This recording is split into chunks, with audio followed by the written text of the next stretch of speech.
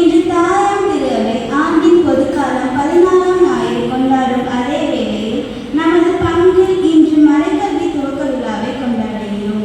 மறைக்கல்வி என்பது நமது கிறிஸ்துவ சமுதாய நெறிமுறைகளையும் கோட்பாடுகளையும் அறிவுபூர்வமாக நாம் கற்றுக்கொள்ளும் ஒரு பாடம் மட்டுமல்ல, நமது வாழ்வில் நடைபெறும் ஒவ்வொரு நிகழ்விலும் இறை அனுபவத்திலும் அன்பையும் அறிவையும் மறைக்கல்வி வழியாக கற்றுக்கொண்ட நாம் நம்முடைய அன்றாட வாழ்வில் நமது செயலிலும் வெளிப்படும் போது மறைக்கல்வி நம்முடைய அடையாளுக்கு இயேசுவின் நற்செய்தியை அறிவிக்கின்றோம்.